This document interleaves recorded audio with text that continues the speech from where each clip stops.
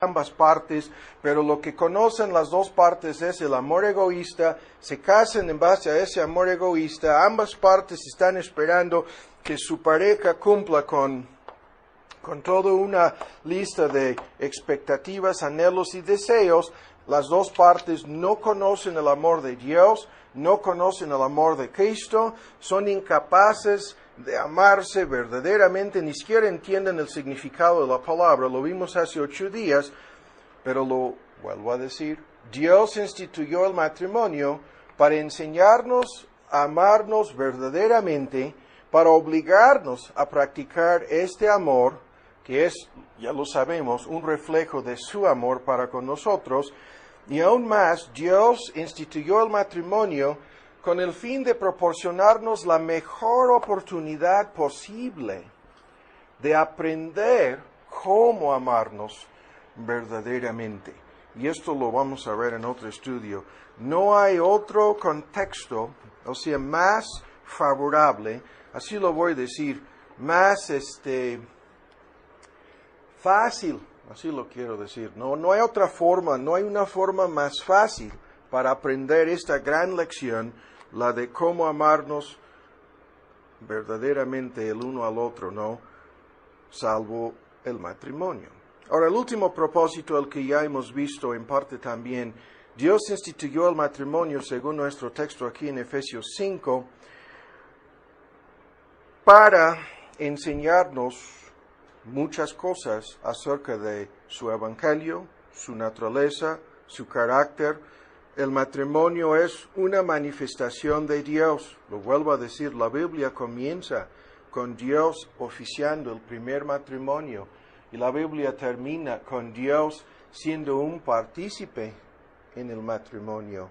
Y Cristo hizo su primer milagro en una boda, ¿no? ¿Se acuerdan ustedes? Y este es el tema usado en ambos testamentos para enseñarnos acerca de Dios, su amor eterno, su evangelio y la relación íntima y personal que Él establece con nosotros a través de Cristo Jesús. Ahora, en nuestro estudio hace 8 días, tardamos un tiempo descartando lo que es el amor falso y lo que vimos en 1 Corintios 13, ¿se acuerdan ustedes? La lista de cosas acerca de cómo el amor verdadero no es egoísta, cómo el amor verdadero perdona, cómo el amor verdadero es moral. Hicimos un bosquejo muy sencillo de este asunto, cómo el amor es siempre moral, ¿se acuerdan ustedes del argumento? No inmoral, sino moral, cómo es siempre veraz, está siempre ubicado dentro del contexto de la verdad, una relación íntima existe entre el amor y la verdad. Luego vimos cómo el amor es comprensivo, cómo se aplica a toda la vida, cómo siempre confía, siempre espera, siempre persevera.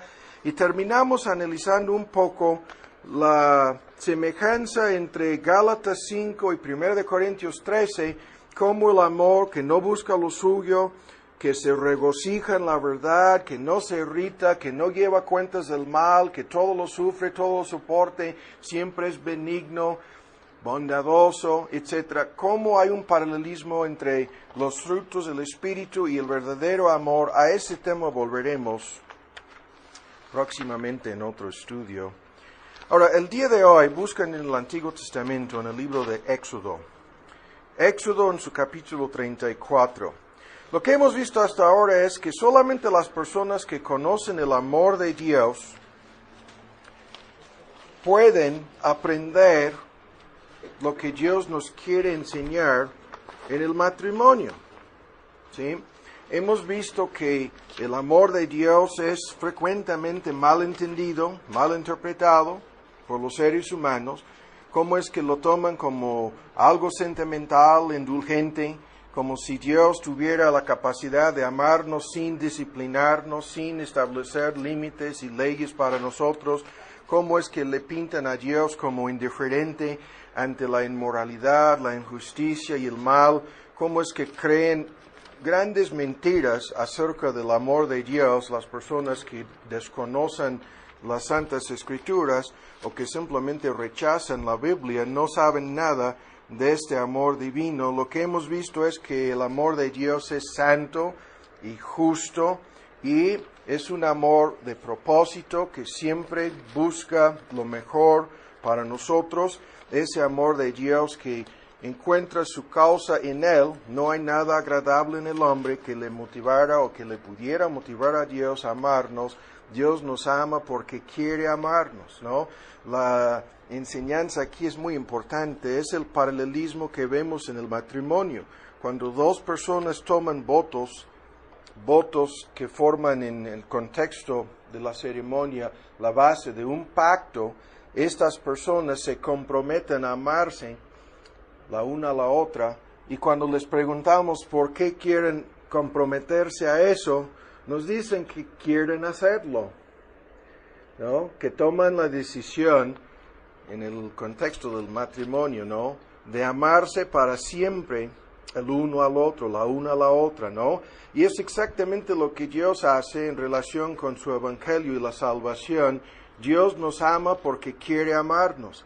Pero su amor no es como el amor humano, ¿no? Su amor no es fluctuante, su amor no es inestable, su amor no está sujeto a cambios, su amor es inmutable, es soberano, es omnipotente. Tiene en mente Dios grandes propósitos eternos que Él logrará en sus amados. Y en el Evangelio de Cristo Jesús encontramos Dios haciendo todo lo necesario para comprobar su amor, para demostrar su amor, para ganar nuestros corazones y enseñarnos lo que es el verdadero amor. Ahora, el día de hoy, todo esto lo vamos a relacionar primero con un tema que muchos de ustedes conocen. Estoy viendo aquí hasta dónde vamos a llegar con esto. Hasta llegué hoy en la mañana, había dejado este reloj en mi closet y se había parado. No, es uno de estos que funciona con el movimiento. Estoy viendo, estoy bien, estamos a 12:25, ¿está bien? Porque si me para el reloj, el estudio puede durar 4 horas, ¿no? Por eso estoy preguntando, cuidado, ¿no? ¿Por qué tan poquitas? Ahora, Éxodo 34. Es que hablé ayer 6 horas y el viernes también 6 horas, pero eran muchos estudios, ¿no? Algunos piensan que era un estudio de 6 horas, ¿no? Eran muchos estudios en 6 horas. Ahora, Éxodo 34. Pero vamos a introducir nuestro tema con esto. Y este asunto es la base de lo que vamos a introducir el día de hoy sobre la sexualidad humana y las relaciones íntimas en el matrimonio. Estos son, como ustedes verán después, estudios preliminares sobre el tema, ¿no? Veremos más sobre esto en un futuro. Ahora, Éxodo 34. Aquí tenemos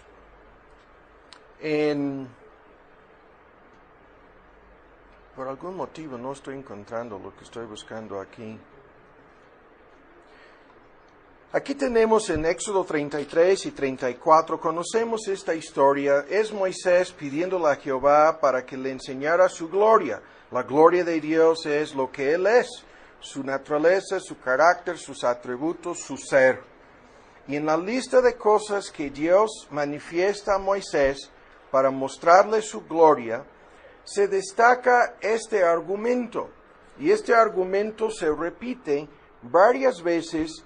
En este contexto, más adelante, a lo largo del Antiguo Testamento, vuelve a surgir, y luego el mismo tema surge, como vamos a ver, en relación con la sexualidad humana y la inmoralidad. Ahora, en Éxodo 34, ¿lo tienen?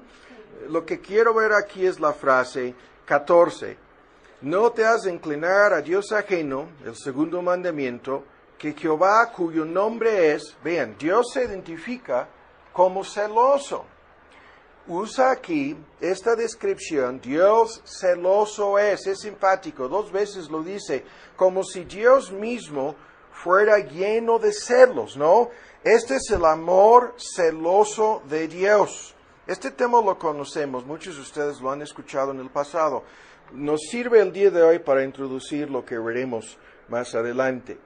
Ahora, para iniciar el argumento, la primera pregunta es, ¿qué significa el amor celoso de Dios? Ahora hay que fijarse bien en la pregunta, porque lo que nos interesa es el por qué se identifica como celoso y por qué en el contexto de una serie de argumentos aquí manifiesta este gran celo que tiene por su nombre, su gloria y su fama. Pero lo vuelvo a decir, el contexto es el amor celoso de Dios. Incluso esta misma idea para las personas que dudan, como si estuviéramos inventando algo aquí, tenemos el argumento en el Nuevo Testamento en donde Santiago nos dice que Dios nos anhela en su amor celosamente. Estoy citando del libro de Santiago, ¿no?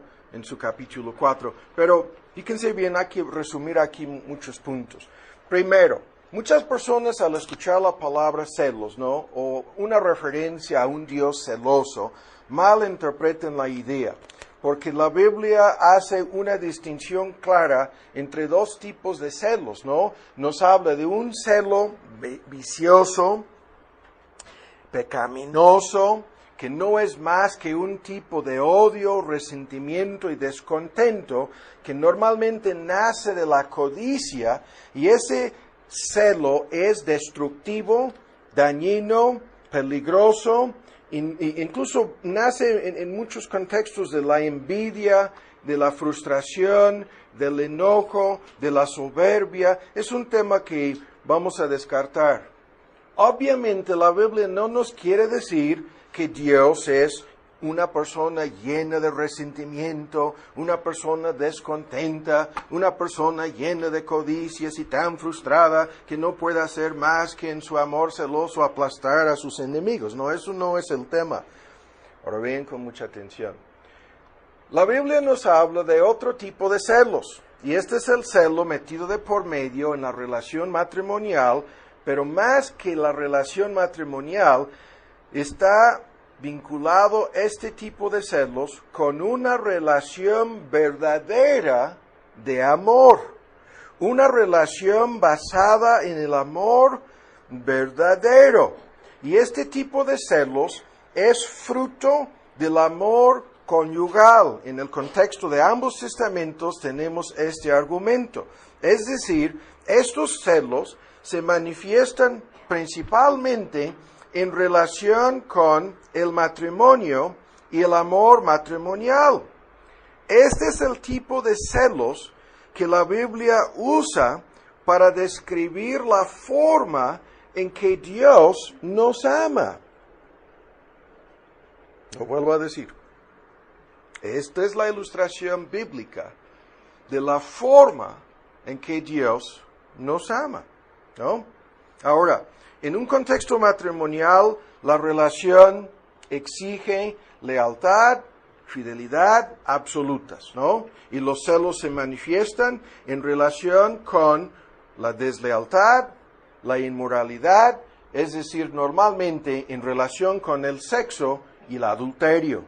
El adulterio es uno de los pecados que la Biblia destaca en forma especial porque, fíjense bien, se trata de un pecado que en el contexto matrimonial representa la violación del pacto de una sola carne, la violación del pacto de comunión, compañerismo y amistad, la violación de los compromisos y las promesas. Lo que hacemos al vincularnos en matrimonio con otra persona es comprometernos a serle fiel. Nos comprometemos a no violar esa relación. La relación más importante entre los seres humanos. No estamos excluyendo a Dios del tema, pero el adulterio significa la destrucción de una relación de amor. Lo vuelvo a decir. Significa acabar, en un sentido, con esa relación de amor. Hay una clase de traición que ocurre dentro del contexto del adulterio, ¿no? Y la clase de traición que la Biblia explica es la persona deja de ser fiel a sus votos, compromisos y promesas, violando el pacto. Ahora vamos más adelante. En relación con Dios, el celo de Dios está relacionado con su amor. Su amor para con nosotros se manifiesta como amor celoso, ¿no? Porque la Biblia en ambos testamentos habla de Dios como si estuviera casado con nosotros, los creyentes en Cristo Jesús. La Biblia habla de Dios como el marido, ¿no?, de su pueblo, y nos dice que como tal, Él es muy celoso para mantener pura nuestra relación, para mantener una relación de fidelidad, una relación de compromiso absoluto entre Él y nosotros. Nos habla, por ejemplo, frecuentemente el Antiguo Testamento, el simbolismo es, Jehová es el esposo y su pueblo Israel es la mujer con la cual se ha casado, ¿no? Y esta es la figura. Jehová el marido de Israel, ¿no? Y ese pueblo de Israel, su esposa. Pero lo que vemos en la triste historia de Israel, en una serie de ejemplos trágicos, es que Israel se volvió una mujer adúltera. Israel es la mujer adúltera. En una larga lista de ejemplos lo vemos en el Antiguo Testamento. La mujer culpable de infidelidad, de deslealtad, culpable de lo que nosotros entendemos como el adulterio espiritual. Y este tema es un tema, tenemos una serie de estudios sobre el tema del adulterio espiritual que hicimos hace muchos años, pero la idea es, Israel se volvió idólatra, adorando, respetando, dando la bienvenida a otros dioses, ¿no? A los ídolos de los pueblos paganos en muchos ejemplos, y ese amor celoso de Dios terminó castigando a Israel. Incluso hay un momento crítico en la historia cuando Jehová, debido a la infidelidad de Israel, debido a su deslealtad, debido a su inmoralidad espiritual, su adulterio espiritual, Jehová llega al extremo de entregarle una carta de divorcio, ¿no?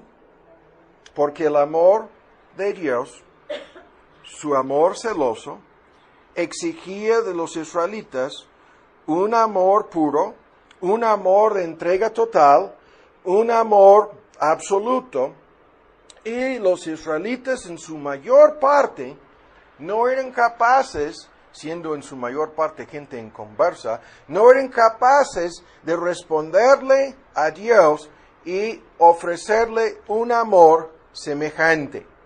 Ahora buscan en 2 de Corintios en su capítulo 11. 2 de Corintios en su capítulo 11. Tenemos que apurarnos. Ya estoy tardando demasiado aquí. 2 de Corintios 11. Y el texto es muy conocido. Es el versículo 2. Mas temo que como la serpiente engañó a Eva con su astucia, sean... ¿Lo tienen? Es 2 de Corintios 11:2. Sean corrompidos así vuestros sentidos en alguna manera, aunque no tengo aquí la mejor traducción en la versión antigua. Lo que nos interesa es que seamos desviados de este amor de Cristo, y a lo mejor lo tengo apuntado mal. No, estoy saltando el versículo 2.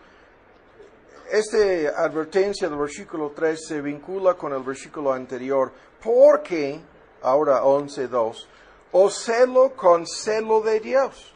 Pablo se manifestaba como celoso de, en este caso, los miembros de la iglesia en Corinto, los creyentes en Corinto, con celo de Dios, porque os he desposado, os tengo prometidos, esa es la versión moderna, a un solo esposo, a un solo marido, ¿sí?, que es Cristo en el contexto, para presentaros como una virgen. Esto es lo que citábamos en Efesios 5 al principio de nuestro estudio, para presentársela una iglesia sin mancha, ni arruga, ni cosa semejante, gloriosa. Vean, aquí lo dice como una virgen pura a Cristo.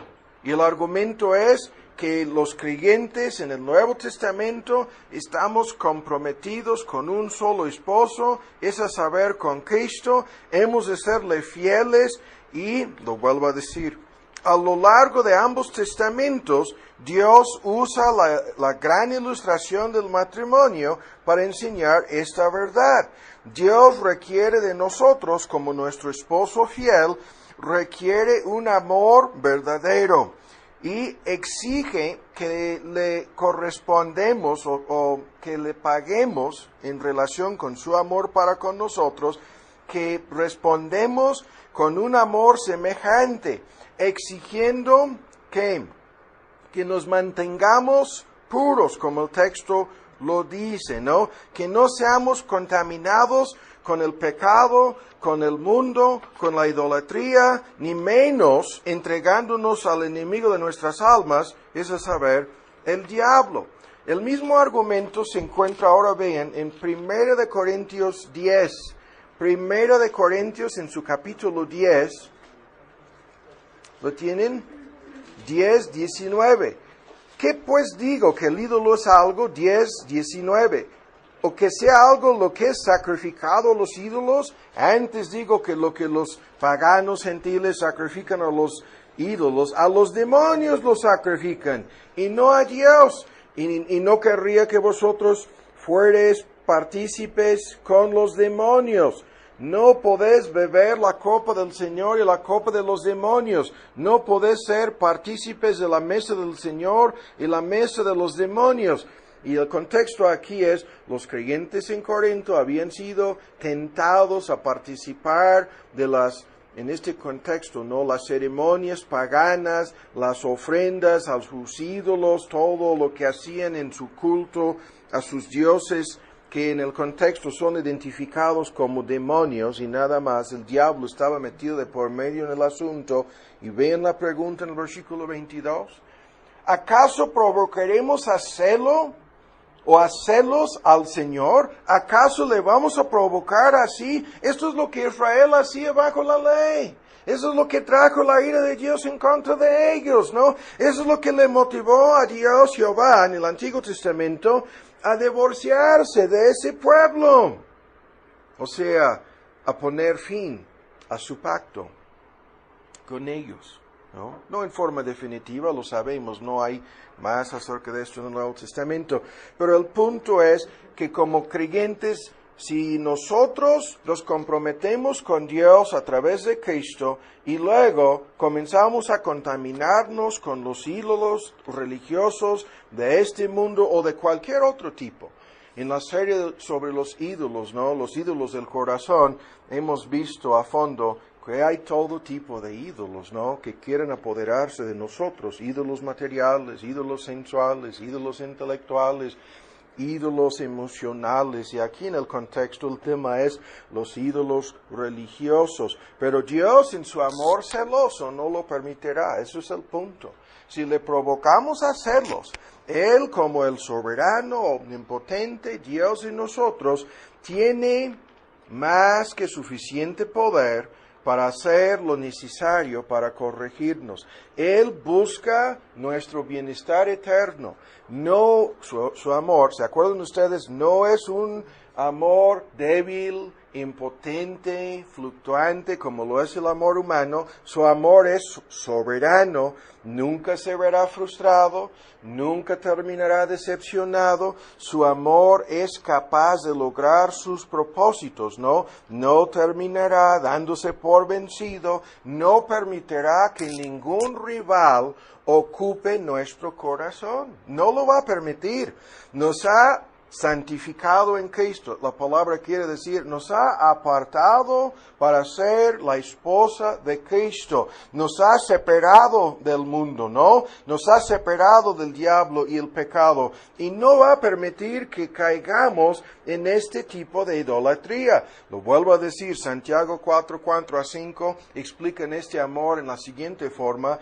Dice, nos anhela celosamente. Dice que tiene celos de nosotros, que nos ama tanto que su intenso deseo de hacernos bien solamente puede ser explicado en términos de un anhelo profundo y celoso en su corazón. La infidelidad de nuestra parte le provocará celos. Eso es lo que el texto dice. Entonces, ahora fíjense bien en los argumentos.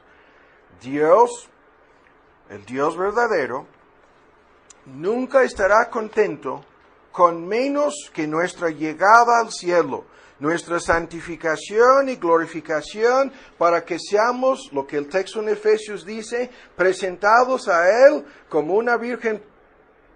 ¿Se acuerdan ustedes? Puro, dijo Pablo, como una iglesia totalmente santa, hemos de ser entregados a su Hijo Jesucristo. Y en este sentido, fíjense bien, Dios se compromete a lograr todo esto. ¿Sí? Y lo que quiere a cambio, hay muchas cosas aquí en que no vamos a meternos el día de hoy. Lo que pide a cambio de su amor celoso para con nosotros, lo que pide es nuestro amor. ¿No? Esto lo hemos analizado a fondo muchas veces. Esto es todo lo que Dios pide. Lo que Dios quiere es que le amemos de igual manera, ¿no? El Dios que nos ama de todo corazón pide una entrega de nuestra parte semejante, ¿no? Lo que dos personas supuestamente se comprometen a hacer en el matrimonio.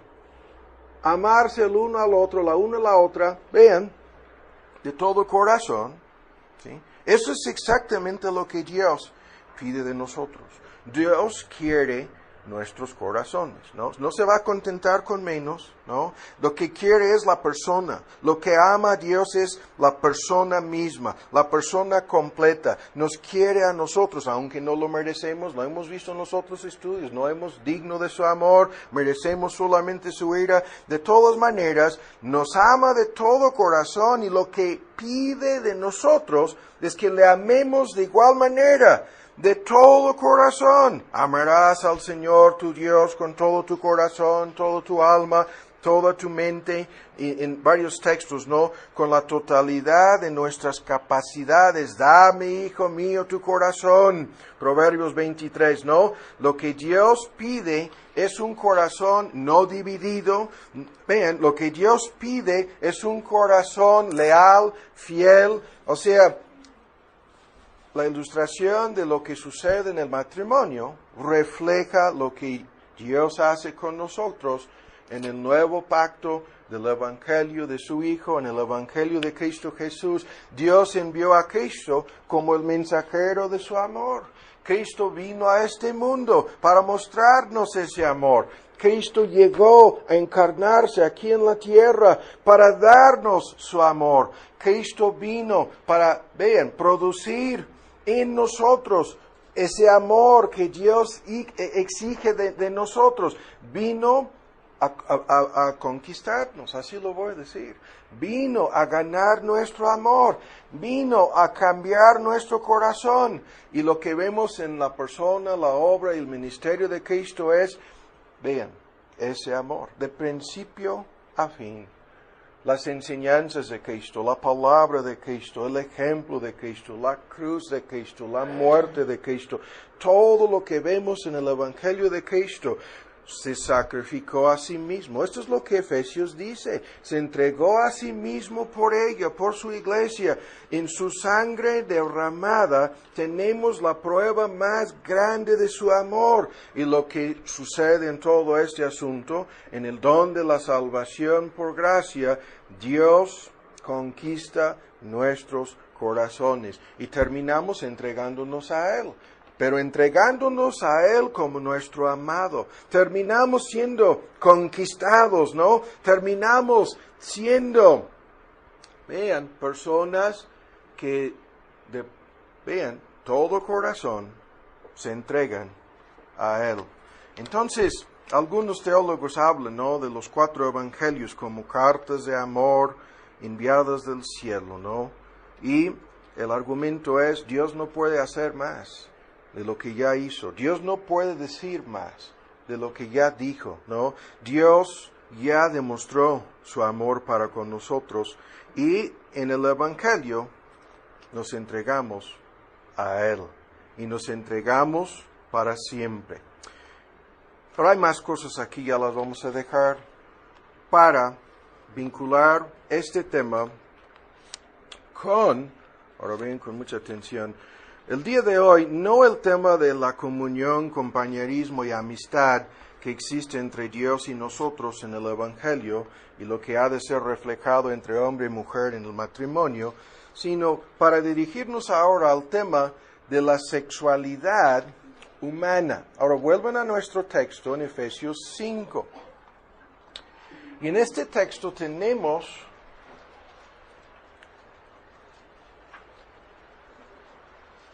una parte de la idea. Otra vez estamos en Efesios 5, tenemos que apurarnos. Cuando dice el texto que hemos estado citando, que Cristo tiene el propósito de presentarse la iglesia, ¿no? Presentársela gloriosa. Estamos leyendo en el versículo 27, gloriosa para sí, una iglesia que no tuviese mancha, ni arruga, ni cosa semejante, sino que fuese santa y sin mancha, que eso es el fin y el propósito, ¿no?, de su obra salvadora en la cruz del Calvario para perdonar y transformarnos, ¿no?, y con el fin de glorificarnos con Él, pero no es simplemente que vayamos al cielo, ese es el inicio de una nueva vida. Esto lo vamos a ver en uno o dos de los estudios que haremos próximamente sobre la resurrección, como se nos está acercando esta época. Vean ahora lo que sucede. Dicen que esto es el fin y el propósito que Cristo tiene, y en el argumento, el punto crucial que nos interesa por el día de hoy es cuando dice en 31 que por esto, ¿sí?, por esto dejará, ¿qué dice? El hombre a su padre, a su madre, se allegará a su mujer, se acercará a ella, y las dos personas se convertirán en un sentido en una sola persona, y el símbolo de esta unión entre dos personas o dos corazones es la unión física de una sola carne, ¿no? Y luego en 32, luego, este misterio grande es. Vean, grande es, como vamos a ver aquí, es muy grande. Grande es este misterio, mas esto lo digo con respecto a Cristo y su iglesia, con respecto a Cristo y su propósito de salvar a los creyentes. Entonces, vamos rápidamente ahora a nuestro tema. Lo que vamos a hacer primero es discutir esto. Lo vamos a hacer primero a grandes rasgos y después en una forma más específica. Comenzando con lo siguiente. Ven con mucha atención. En la Biblia, la relación conyugal, la relación física o sexual, como el texto lo dice, la unión de dos cuerpos en una sola carne, es la señal o el gran símbolo de esta relación especial que tenemos con Dios. Lo vuelvo a decir. En la Biblia, la relación física conyugal entre hombre y mujer en el matrimonio es el gran símbolo de lo que hemos resumido en la primera parte de nuestro estudio de hoy. La relación santa y sagrada que existe entre Dios y su pueblo, o entre Cristo y su iglesia. Lo vuelvo a decir. Esto es así, ¿no?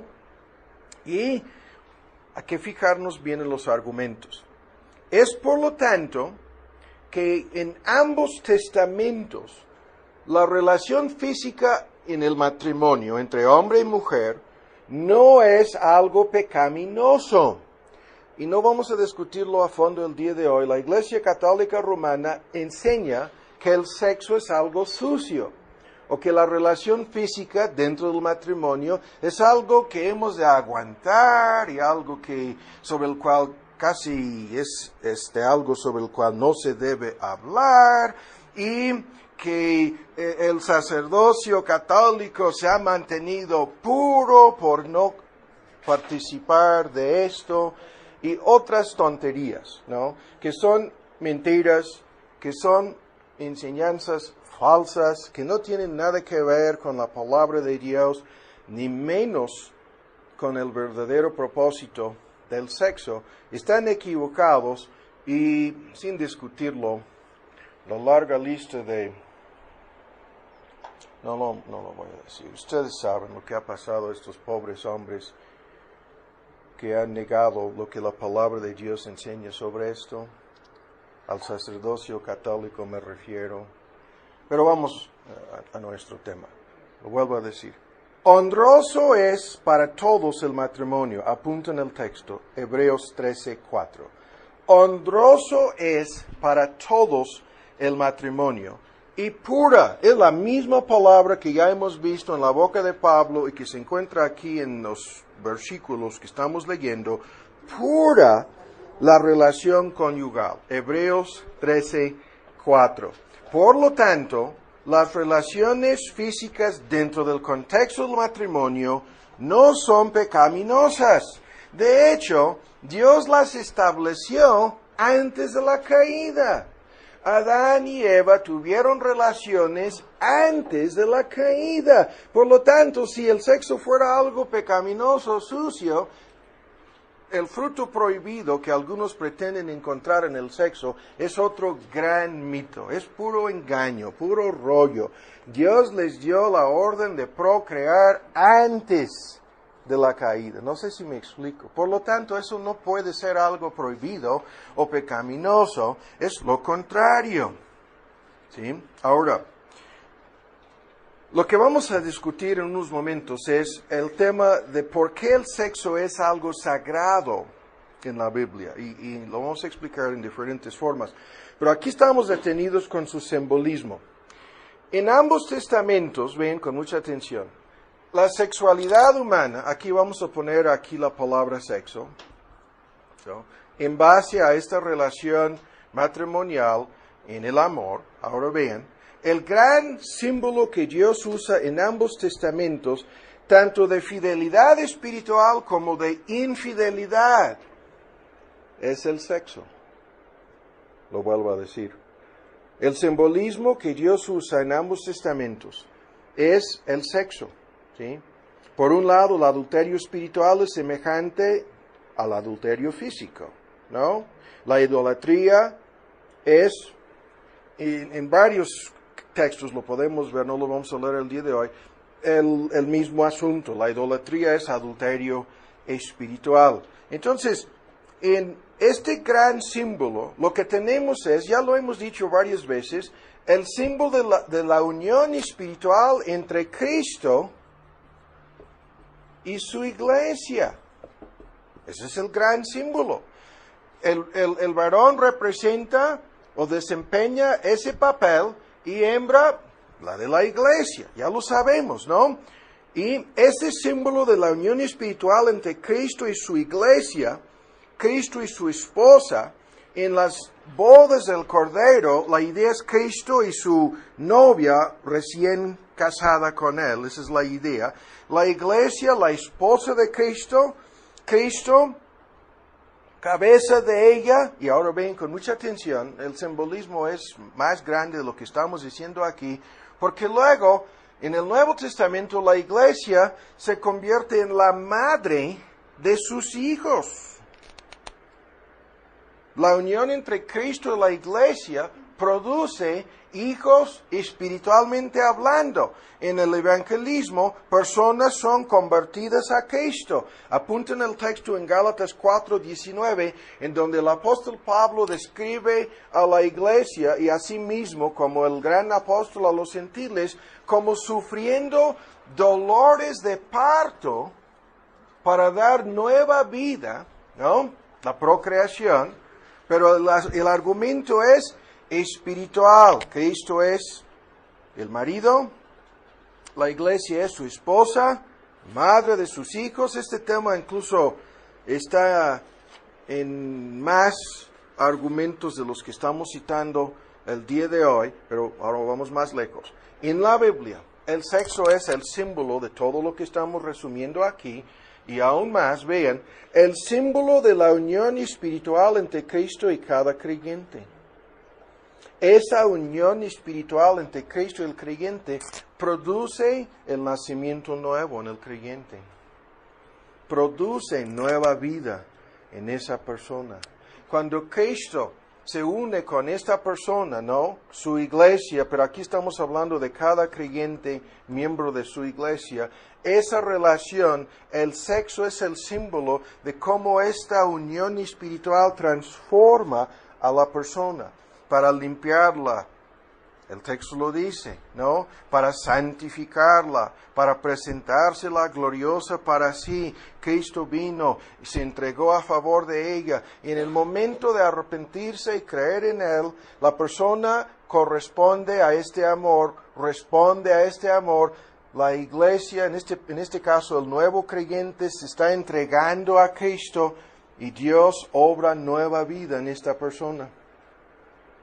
Este tema es gigantesco, pero lo que estoy señalando es que hay mucho simbolismo en todo esto, ¿no? Que apunta a grandes verdades que veremos en unos momentos. Ahora, el próximo punto, el gran símbolo usado para decir a los no creyentes que no pertenecen a Dios, que no pertenecen a Cristo. El gran símbolo usado en ambos testamentos es el matrimonio y el sexo. Porque Cristo les va a decir en el día de juicio a los que no le pertenecieron. ¿Se acuerdan ustedes de las palabras? Mateo en su capítulo 7 les va a decir, nunca os he conocido. Y la palabra conocer en griego y en hebreo es la misma palabra en ambos testamentos usada para describir la unión de dos personas en matrimonio, la relación física, lo que nosotros entendemos como la unión sexual. Nunca os he conocido. Nunca me conocieron a mí, ni yo a vosotros, o yo a ustedes. Nunca existió esta relación de amor íntima. Nunca existió esta relación íntima entre nosotros, en ningún punto. ¿Sí? Y por lo tanto, apártense de mí, ¿no? En el juicio. Ahora, el próximo punto. En este símbolo, ven con mucha atención, tenemos además todo lo que hemos resumido aquí. El símbolo de fidelidad, el símbolo de comunión, el símbolo de pureza, el símbolo de compañerismo. En el Antiguo Testamento, el libro de Cantares, en donde hay una mezcolanza simbólica de distintas distintas épocas en la vida de una pareja. Misteriosamente, Salomón representa a Dios el Padre, la mujer en el libro de Cantares representa a la iglesia de Cristo, o Cristo y su iglesia es lo mismo. Pero hay una descripción simbólica de lo que estamos diciendo, esta unión, comunión, fidelidad, pureza, compañerismo, el gran amor entre estas dos personas es algo celebrado en ese libro. Aún en el Antiguo Testamento tenemos todo este paquete, ¿no? Pero ahora, vean, estamos todavía con el simbolismo en esto. El próximo punto. Esta reunión o unión o relación es el símbolo o la manifestación más alta en ambos testamentos del verdadero amor. Es algo a nivel físico usado para manifestar ese amor, ¿no? Y hay que entender lo que estamos diciendo. Esa relación física produce, no lo vamos a discutir, produce en su máxima dimensión placer físico en el cuerpo, éxtasis, así lo voy a decir, gozo, y lo que vimos hace 8 días en la lista de los frutos del Espíritu, hay una parte de todo este paquete, pero lo produce a nivel emocional, físico, en su máxima dimensión. Y los científicos, ¿no?, que han estudiado a fondo todo este asunto, siguen diciendo que,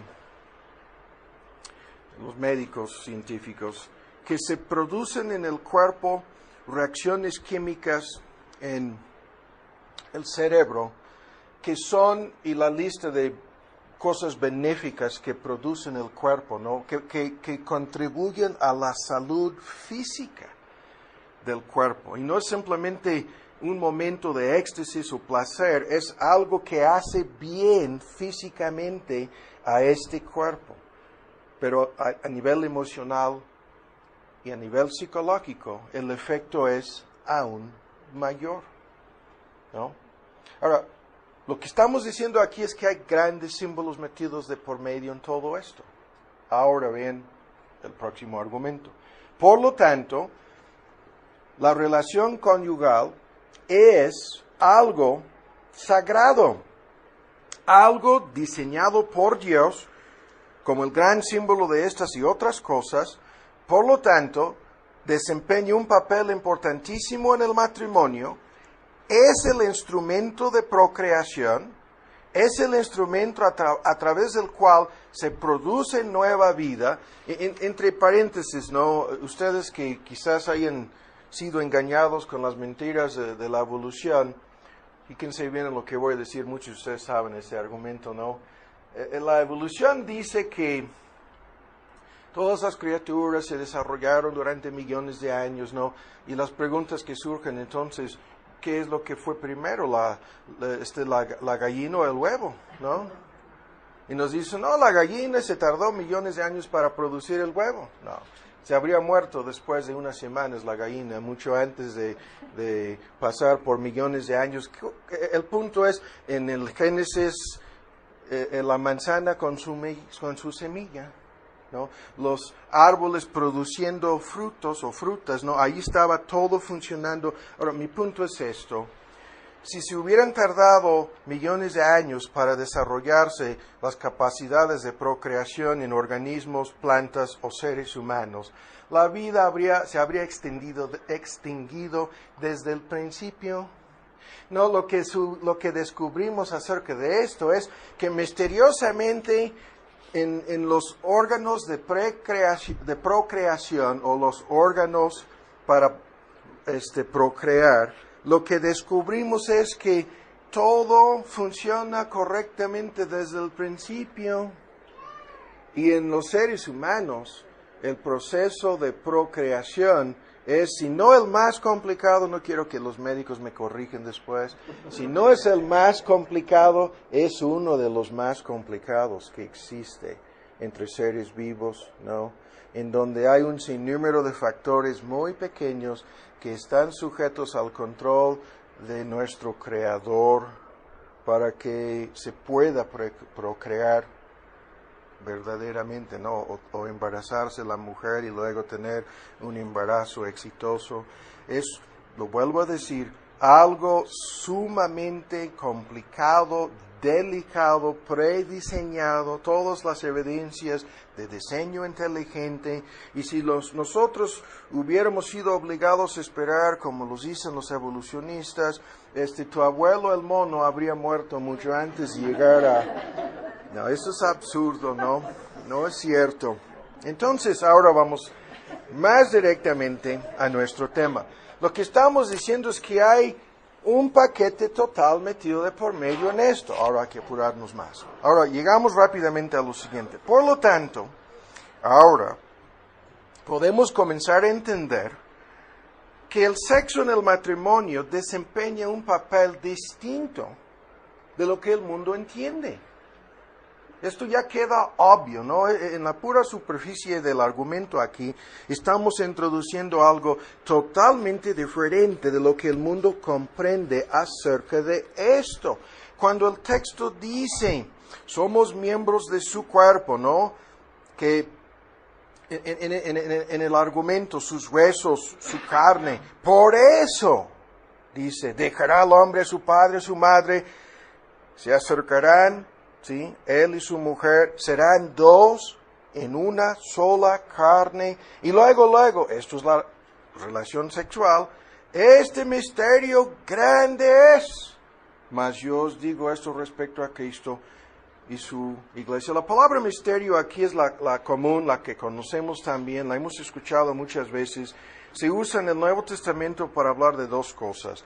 Algo que si Dios no nos lo hubiera revelado, si Dios no nos lo hubiera explicado ahora en el Nuevo Testamento, no lo habríamos entendido.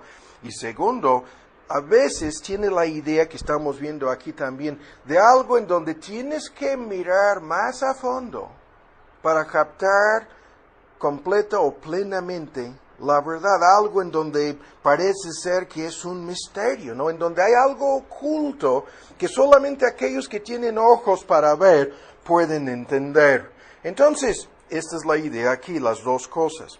Ahora, rápidamente, ¿por qué el sexo es sagrado? Tuvimos un debate sobre esto en Guatemala hace un tiempo.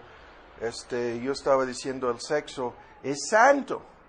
Y uno de los pastores comenzó a discutir conmigo, no le gustó el uso de la palabra santo. Y le dije, cambiemos la palabra sagrado, ¿no? Consagrado, apartado. La palabra santo quiere decir eso, ¿no? Y aún así no le gustó. Entonces tuve que hacer un berrinche y preguntarle si era católico romano o qué. Porque para los católicos el sexo no es santo. Para los cristianos sí. Yo no sé si me explico. Porque nosotros creemos la palabra de Dios y ellos no. De eso se trata. Es algo santo y sagrado, apartado por Dios para desempeñar un papel muy diferente de lo que este mundo entiende. Ahora, vamos a estos argumentos. Cuando nos preguntamos por qué esto es así, ahora bien, las respuestas rápidamente. Primero, porque Dios ordenó esta relación como una relación especial, como una relación sagrada antes de la caída de Adán y Eva, ya lo hemos dicho, ¿sí? Antes de la entrada del pecado a este mundo, ¿sí? Entonces, Dios lo estableció en el Edén, ¿no? Ahora, segundo, y todo lo que Dios hizo lo calificó como bueno, lo calificó incluso como perfecto, lo describió incluso como santo en una de las palabras hebreas, incluyendo esto antes de la caída. Ahora, segundo, Dios apartó esta relación, vean el argumento aquí, como la única relación diseñada a propósito de celebrar la unidad especial que existe entre dos personas unidas en el amor. Y hasta el mundo comprende algo de esto, aunque lo han pervertido, lo han convertido en algo que no es. Su argumento es, como nos amamos, tenemos que manifestarlo teniendo relaciones. Y no se les ocurre hacer otra cosa. Misteriosamente, Dios ordenó y apartó el sexo como lo que Él diseñó, lo que Él quiere para celebrar la unidad especial entre dos personas. En el Nuevo Testamento lo vamos a ver, no el día de hoy, no creo. Dice a las parejas casadas que no deben dejar de tener relaciones. Y da toda una lista de argumentos acerca del por qué.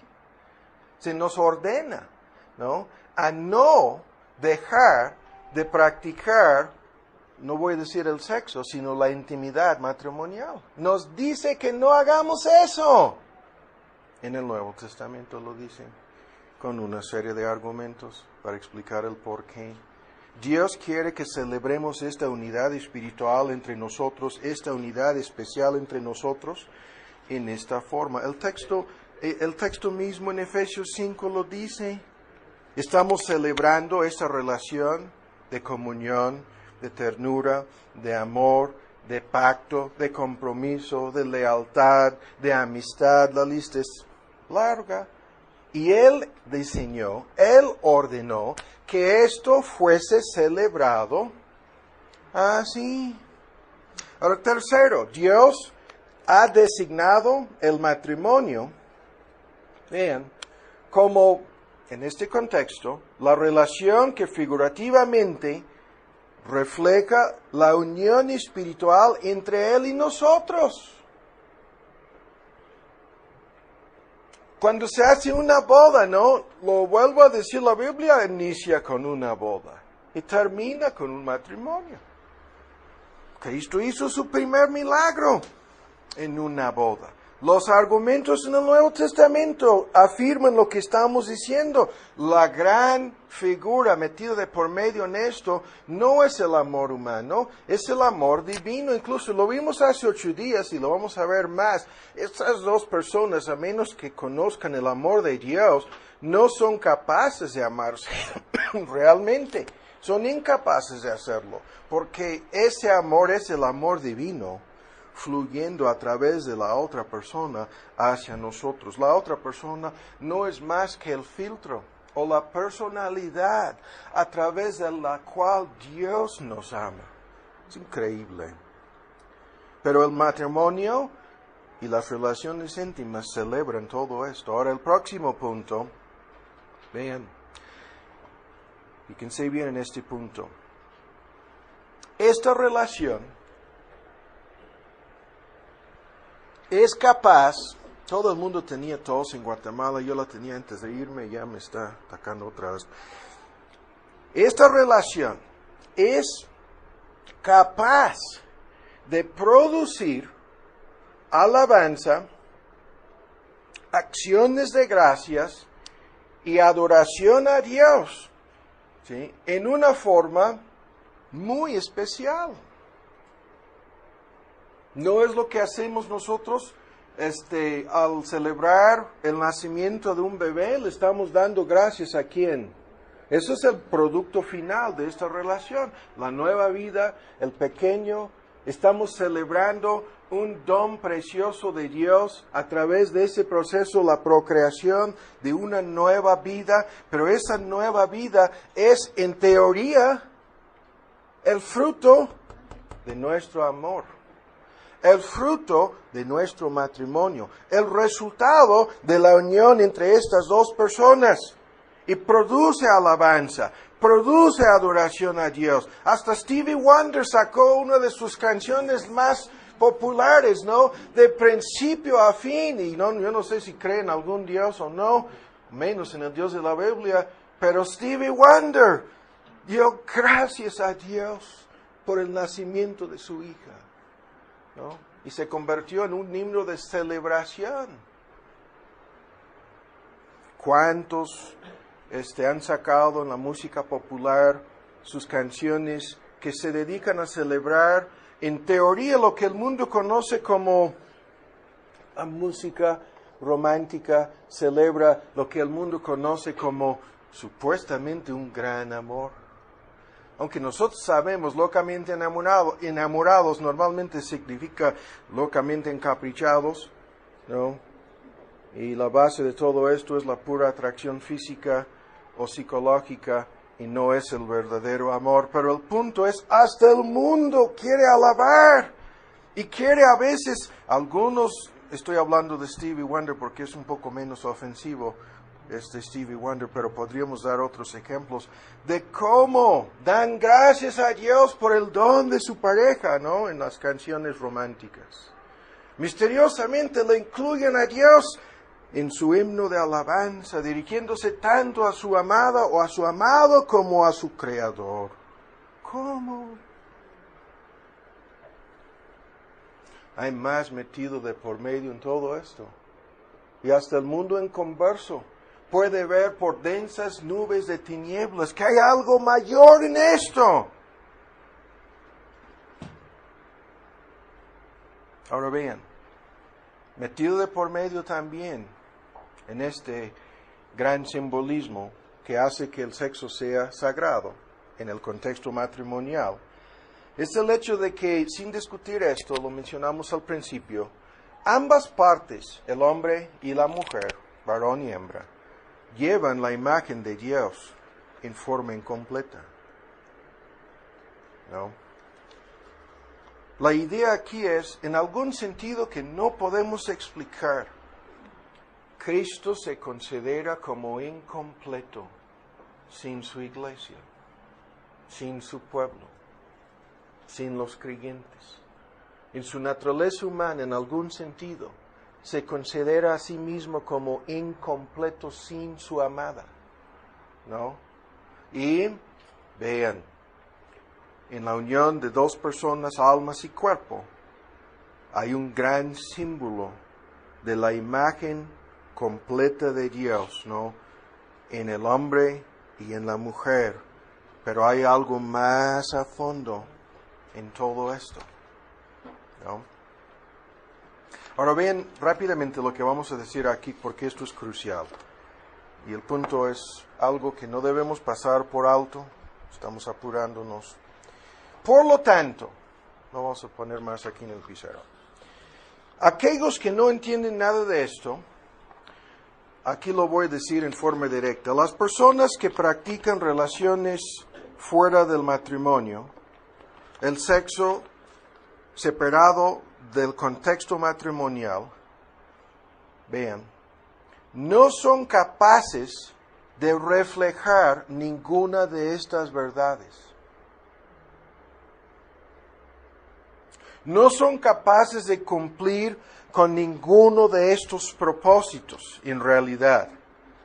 O sea, puede suceder un accidente, lo que ellos consideran como un accidente, si termina embarazada la mujer o la muchacha, ¿no? A la jovencita, como fuera, pero no son capaces, así lo ven un accidente, ¿no? No son capaces de cumplir con ninguno de estos propósitos y por lo tanto, lo máximo que pueden hacer es convertir esto en algo que no es. Convertir el sexo en algo que no es. Algo desligado de Dios, algo separado de su simbolismo espiritual, algo desvinculado de los compromisos en el matrimonio, algo completamente egoísta, vean, algo completamente humano incluso, algo que no deja de ser para esas personas algo biológico, ¿no? Es una sensación fisiológica, nada más. Es un acto físico, nada más, ¿no? Y, por lo tanto, se ven obligados a tratar de obtener el máximo placer, ¿sí? El máximo gozo, el máximo disfrute de esta sensación fisiológica, biológica, sin reconocer nada de la verdad acerca de esto. Lo tienen que negar incluso, ¿sí? Y descartar para poder disfrutar de el sexo fuera o aparte del matrimonio. Y ahora lo voy a decir en otra forma. Lo que quieren hacer es separar la sexualidad humana de la espiritualidad humana. Lo que quieren es, lo vuelvo a decir, sexo y nada más. ¿Sí? Tienen que separar su sexualidad de cualquier vínculo de espiritualidad, porque en el momento en que se fuera a meter algo más allá en el asunto, se convertiría en otra cosa. ¿Sí o no? ¿No? Ahora lo voy a decir en esta forma. Lo máximo que los incrédulos pueden saber acerca de esto, y estoy hablando de las personas que practican el sexo fuera del matrimonio, no estoy hablando de los inconversos casados, eso no lo vamos a discutir el día de hoy, es otro tema. Lo máximo que pueden saber de esto es la dimensión física. Ahora les voy a leer algo aquí que es muy importante sobre este punto. Lo que buscan aquí es su placer. Es algo netamente egoísta. Su pareja, fuera del matrimonio, se convierte en un objeto usado para producir ese placer. Y ven ustedes lo que dijo C.S. Lewis sobre esto. Esto es su libro en donde dos demonios estaban hablando acerca de cómo tentar y enredar y ponerles trampas a los seres humanos y cómo usar una lista de tentaciones y maquinaciones para conducirnos a pecar. Y ven ustedes lo que dijeron entre sí estos dos demonios. Fíjense bien. A ver si puedo encontrar mi lugar. Nunca olvides, eso es lo que uno dice al otro, que cuando estamos tratando de cualquier placer, y esto es el placer para los seres humanos en un sentido quizás en su máxima dimensión, a nivel físico, psicológico o emocional. Nunca olvides que cuando estamos tratando cualquier placer, en su forma sana, normal y satisfactoria, estamos en cierto sentido en el terreno del enemigo. Estos son dos demonios platicando sobre esto. Y fíjense bien en lo que dijeron entre sí. Nunca olvides que cuando estamos tratando cualquier placer en su forma sana, normal y satisfactoria, estamos en cierto sentido pisando en terreno del enemigo. ¿Sí? Yo sé que hemos conquistado muchas almas por medio del placer. De todas maneras, esos son dos demonios. Dicen, hemos conquistado muchas almas por medio del placer. De todas maneras, el placer es un invento suyo, no nuestro. El placer es un invento suyo, dijeron, no es nuestro. Él creó los placeres, Él se refiere a Dios. Todas nuestras investigaciones hasta ahora no nos han permitido producir ni un solo placer. Fíjense bien en esto. ¿Quién es el autor del placer? Eso es lo que faltaba en nuestros estudios sobre el placer como el gran ídolo del hombre, este argumento. Vean, ¿quién inventó los placeres? ¿Quién los creó? Dios. Los demonios reconocen aquí, nosotros hemos investigado y no hemos podido crear ni inventar ni un solo placer. Él creó los placeres. ¿Sí? Todo lo que nosotros podemos hacer es, vean, incitar a los hombres a gozar de los placeres que nuestro enemigo ha creado en formas y en grados y en momentos que Él ha prohibido. Escuchen, es lo que confesaron los demonios. No podemos hacer más que tentar a los hombres de que participen de esos placeres en formas y en momentos y en grados que Él ha prohibido.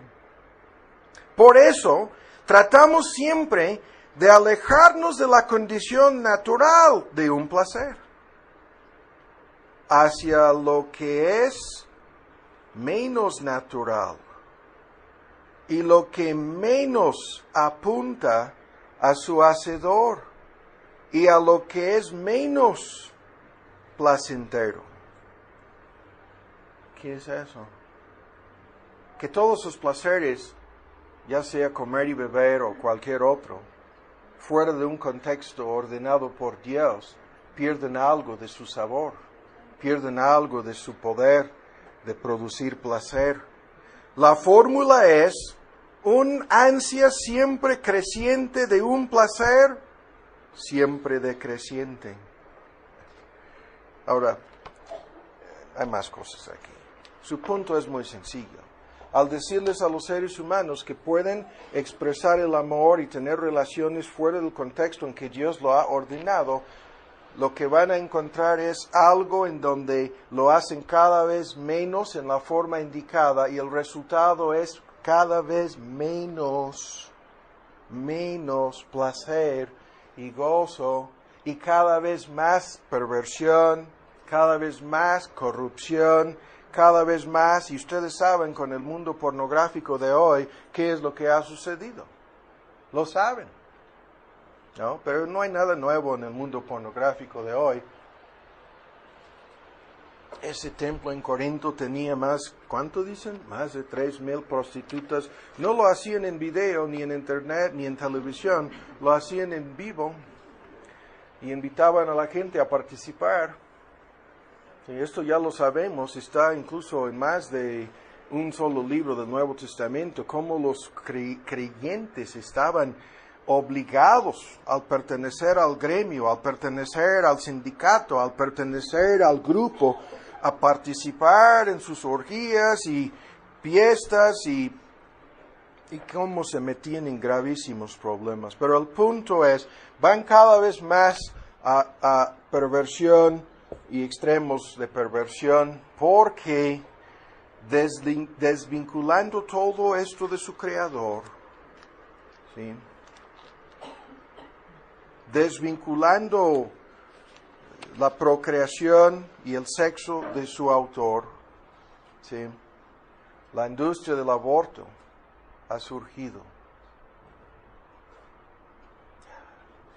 ¿no? Porque lo que quieren es el placer sin nada más, ¿no? ¿Y cuántos millones? ¿Cuán grande ha sido el holocausto?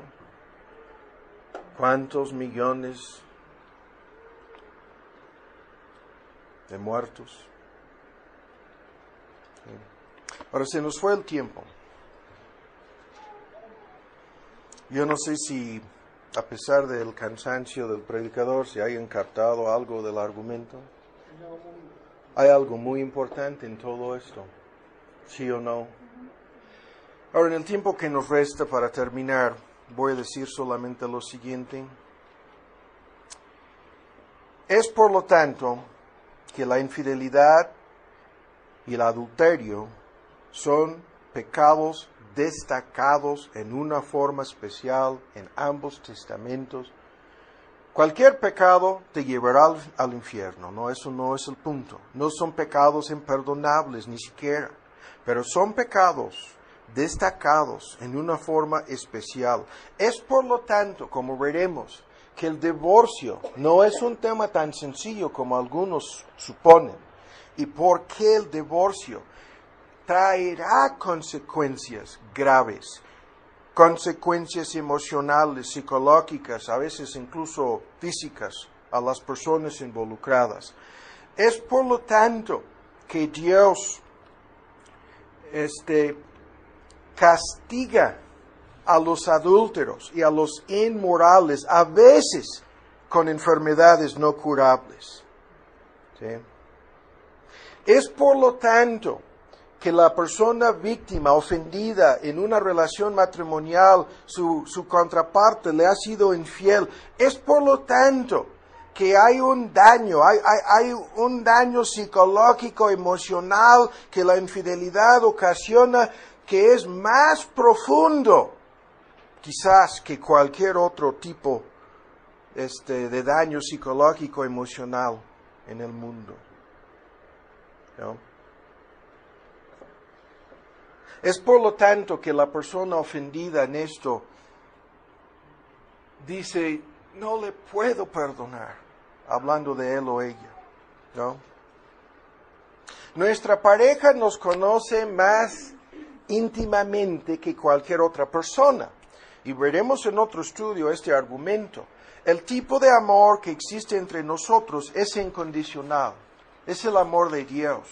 En un sentido, ese amor es incondicional. Fíjense bien en lo que estamos diciendo. Es incondicional, y esto quiere decir que conociendo todo acerca de nosotros, lo mejor y lo peor, las virtudes y las debilidades, ¿no? Los defectos y los dones y talentos que tenemos, conociendo todo lo que un ser humano puede saber acerca de otro ser humano en el contexto del matrimonio, la persona con quien estamos vinculados en el matrimonio se compromete a amarnos, se compromete a aguantar, a tener paciencia, ¿no? A pasar por alto muchas cosas, ¿no? A hacer lo que vimos hace 8 días y hace 15 días en relación con el amor verdadero, ¿sí? Se compromete a no lastimar nuestra autoestima, o sea, no divulgar a terceros cosas íntimas acerca de nosotros, y pueden ser en una lista de cosas. Todo eso lo veremos en otro estudio. Y cuando sucede un caso de adulterio, la persona dice respecto a su pareja, me ha rechazado. Me ha rechazado como mujer. Me ha rechazado como hombre. Se ha unido, físicamente unido con otra persona.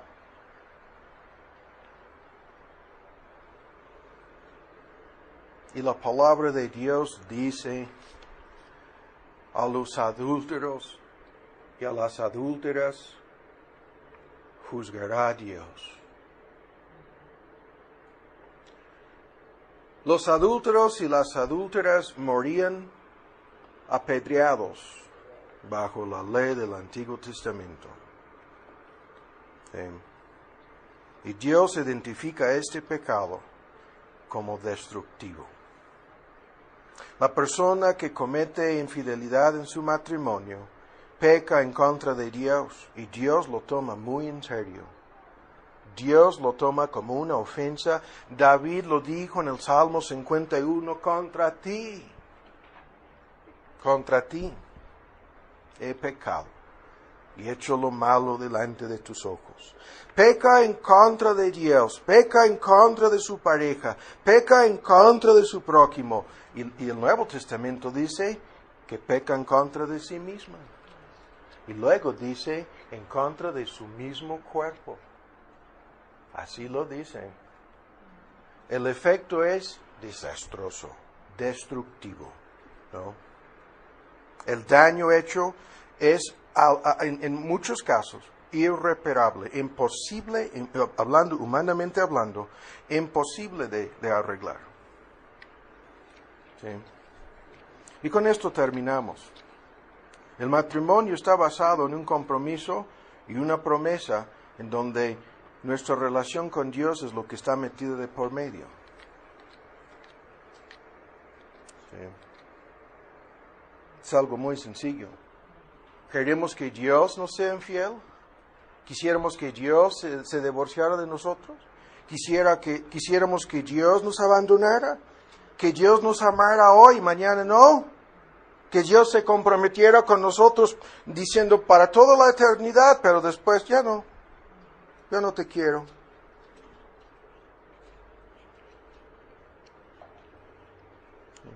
Y es una parte de por qué hay que tener mucho cuidado antes de casarte con alguien. ¿No? Y con esto termino. Estamos tratando aquí en los primeros estudios de hacer lo que Romanos 12 enseña. Hay que renovar nuestra forma de pensar acerca de todas estas cosas. Y la renovación de nuestra forma de pensar nos exige que lo que ya sabemos, hay que borrar todo lo que habíamos aprendido del mundo acerca de esto. Ya lo vimos sobre el amor, ahora lo estamos viendo sobre el sexo. Borrar del mapa, borrar el disco duro, ¿sí? Y comenzar de nuevo. Y cuando lo citamos hace algunas semanas, los expertos dicen que el sexo es el 90% mental, que es el 10% el aspecto biológico físico y el 90% mental. Ahora, para terminar con esto, vean. Esto es así. Por eso Cristo dijo que ni siquiera deberíamos de pensar en adulterar, ¿no? O en fornicar, porque el pensamiento conduce al hecho. Es un proceso. Pero hay que terminar con esto. Vean. Es el 90% de lo que muchos de nosotros habíamos aprendido sobre esto, lo que se tiene que descartar, ¿no? Lo que tenemos que sacar del disco duro y con el ratoncito moverlo a donde dice basura, ¿no? Y luego cuando nos pregunta, ¿lo quieres borrar o lo quieres tirar definitivamente? ¿Sí o no? Tenemos que decir que sí. Y luego no volver a poner toda esta basura otra vez en nuestra mente, sino poner en su lugar, reiniciar el disco y reprogramar nuestra mente para pensar en forma distinta acerca de esto. Oremos.